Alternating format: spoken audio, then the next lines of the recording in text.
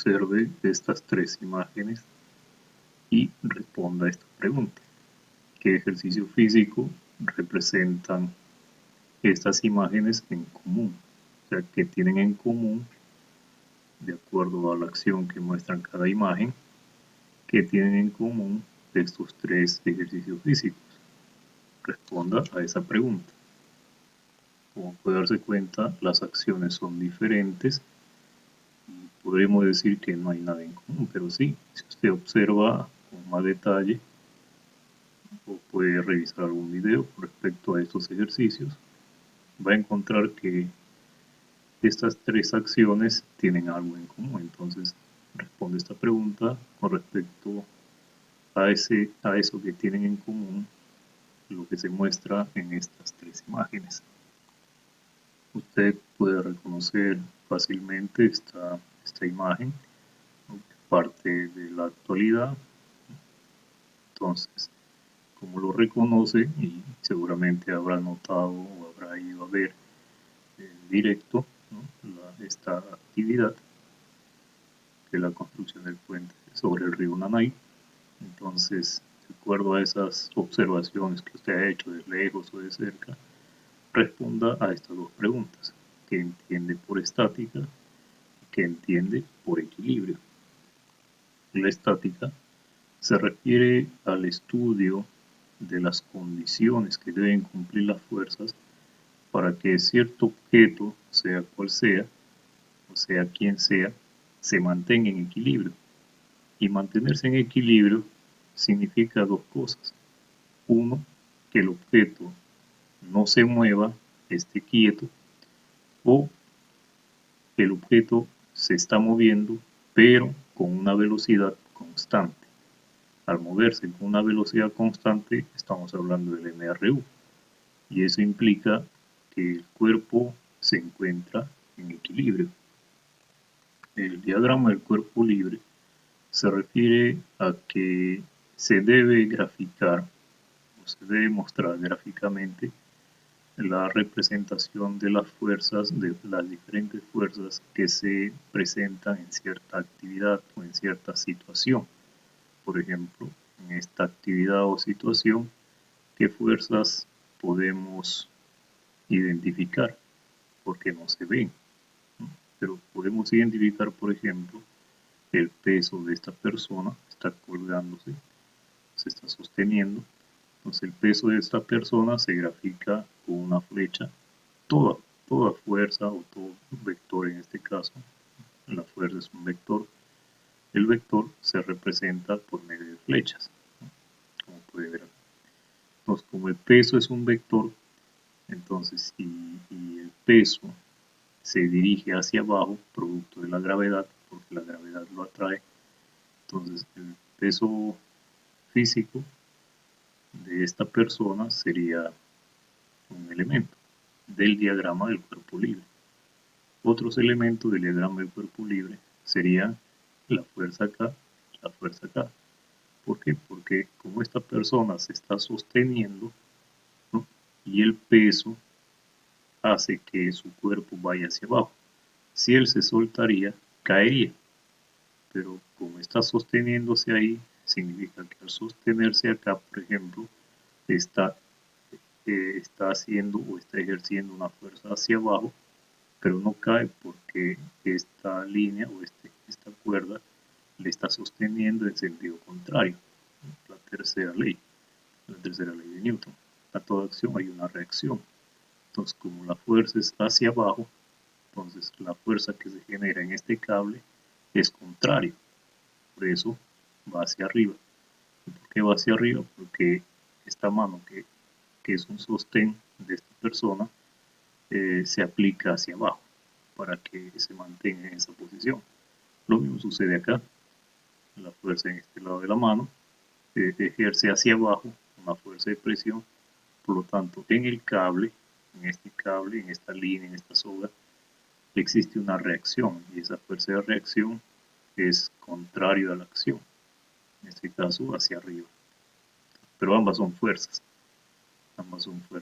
¿no? La fuerza que se genera en este cable se llamaría comúnmente tensión, ¿no? Pero que también es una fuerza, lógicamente. Entonces el diagrama del cuerpo libre quedaría definido de esta forma. Las dos fuerzas iguales hacia arriba y el peso hacia abajo. ¿Por qué las dos fuerzas iguales?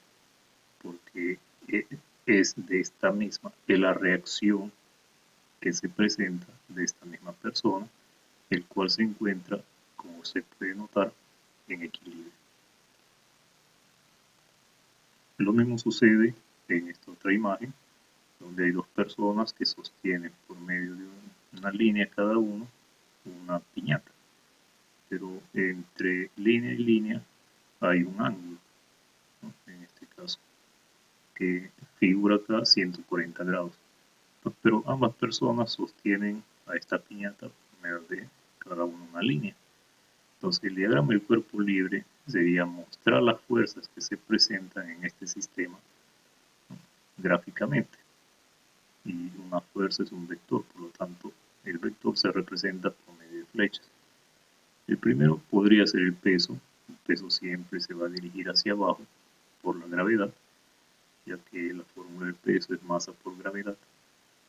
Sería una fuerza, el peso es una fuerza.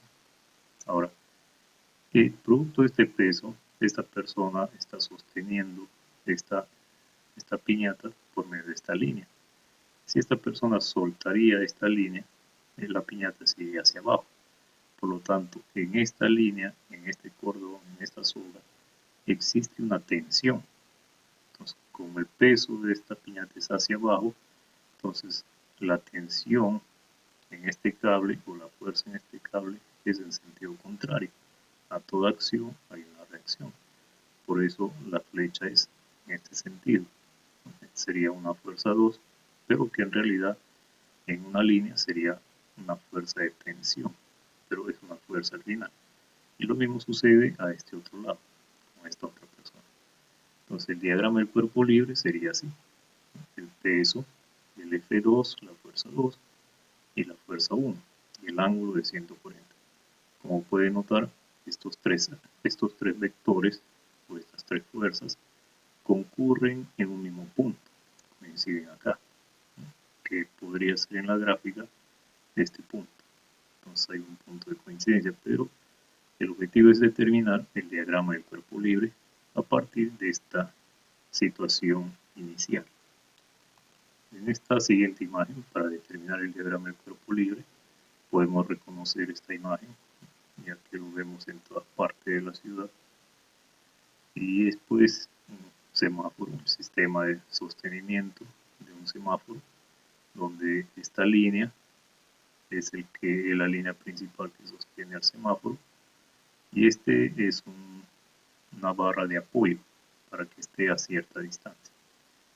Entonces, esto es lo que vemos normalmente, pero en todo este sistema existen fuerzas internas que no se ven, y ese es el objetivo o la finalidad del diagrama del cuerpo libre, mostrar gráficamente las fuerzas que se presentan ahí. Uno de ellos es el peso del semáforo en sí, se dirige siempre hacia abajo, producto de la gravedad. Como esta línea sostiene a este semáforo, entonces el semáforo que va hacia abajo, producto de la gravedad, entonces se genera en esta línea una tensión. Entonces a toda acción hay una reacción. Por eso la flecha es en este sentido. Entonces a toda acción hay una reacción. Pero como esta es una sola línea que se apoya en este punto, pero sostiene al semáforo, justo en este punto, entre la línea y esta barra, existe una presión. Entonces, como existe una presión producto de este, ¿qué significa? Que si yo retiro esta barra, entonces toda esta línea con todo el semáforo se iría hacia abajo. Entonces, en este punto existe una presión o compresión en este sentido, hacia la izquierda. Entonces, como hay una compresión hacia la izquierda, esta barra reacciona a esa fuerza de compresión. Entonces esa reacción es en sentido contrario, como puede ver, hacia la derecha. ¿Por qué? Porque la presión es hacia la izquierda. Por lo tanto, esta barra reacciona, ¿no? En toda esta barra reacciona en sentido contrario, por eso la flecha es hacia la derecha. Entonces, el diagrama del cuerpo libre quedaría de esta manera.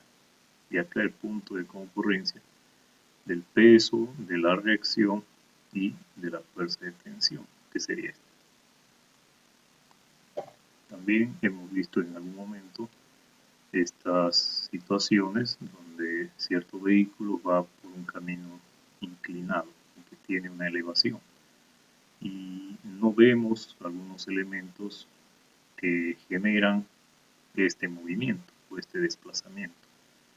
Pero acá existen varias fuerzas.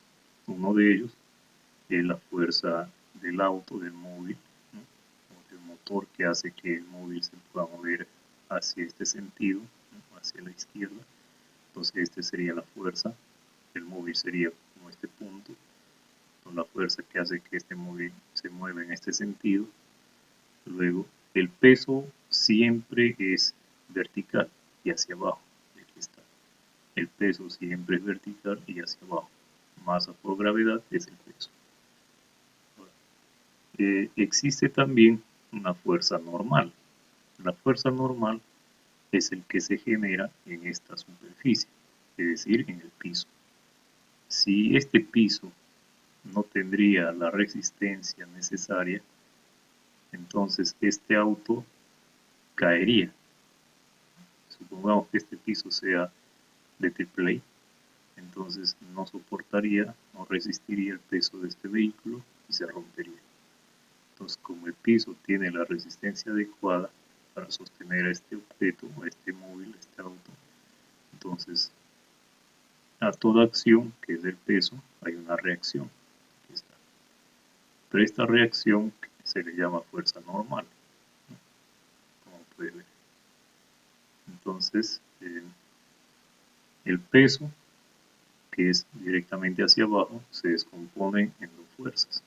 Una fuerza, vamos a llamarle en este sentido, y este en otro sentido. Entonces, pero el ángulo entre el peso y esta línea de la normal se genera un ángulo, y ese ángulo es el mismo ángulo de elevación.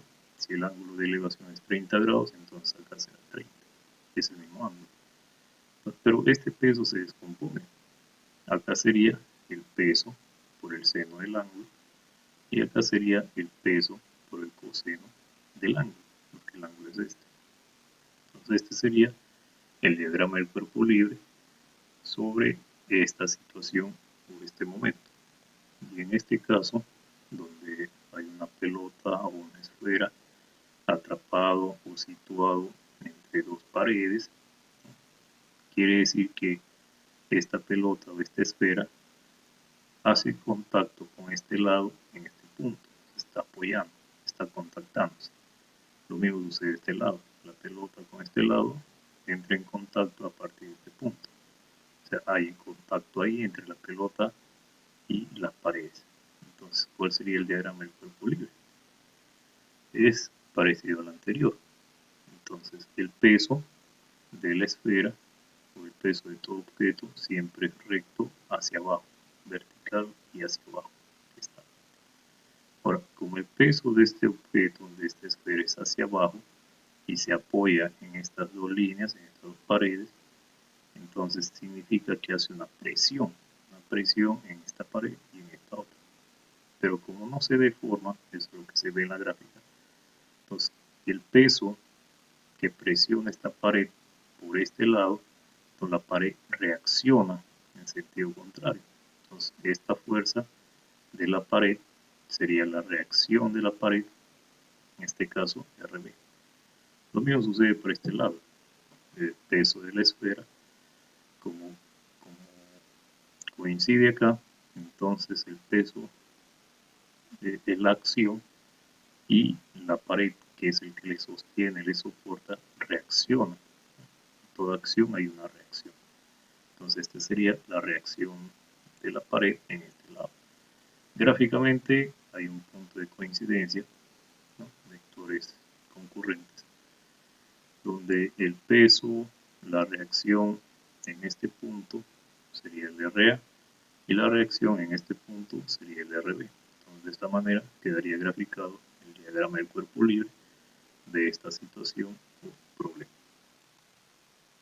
Ahora usted va a representar el diagrama del cuerpo libre, así como se ha mostrado en estos ejemplos, el diagrama del cuerpo libre, pero en 3 situaciones diferentes, es decir, parecidos a estas situaciones, estas son situaciones, estas son situaciones, estas son situaciones.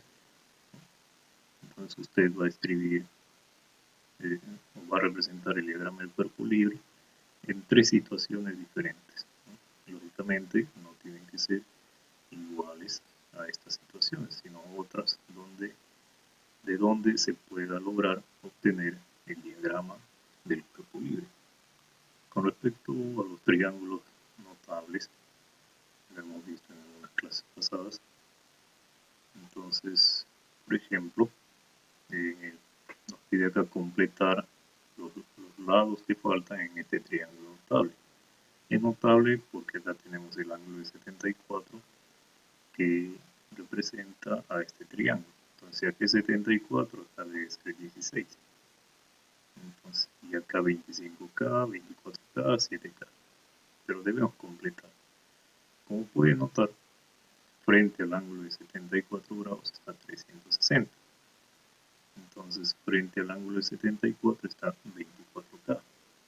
Entonces, si frente a 74 está 24K y acá frente a 74 está 300, entonces está en el mismo lugar. Como está en el mismo lugar, el 300 con el 24K, porque 24K está frente a 74 y acá 360 está frente a 74, entonces 360 y 24 están en el mismo lugar, por lo tanto son iguales. Y como son iguales, este 24 pasaría a dividir y obtenemos el valor de K. Entonces, para completar los lados que faltan, o los datos que faltan, entonces como K es 15, este lado que es 25K sería 25 por 15. Aquí está. Y este lado que es 7K, y este lado que es 7K, sería 7 por 15, 105.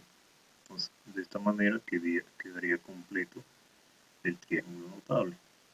Entonces, le decía, frente a 74 está 24, frente a 74 está 360, son iguales, se resuelve. En la diagonal está 25K, entonces en la diagonal, como está 25K y 25K es este número, y finalmente frente a 16 está 7K, frente a 16 está 7K, y 7K es esta cantidad. Entonces, ¿pero por qué 16? Porque sumado con 74 es 90, y además es uno de los triángulos notables.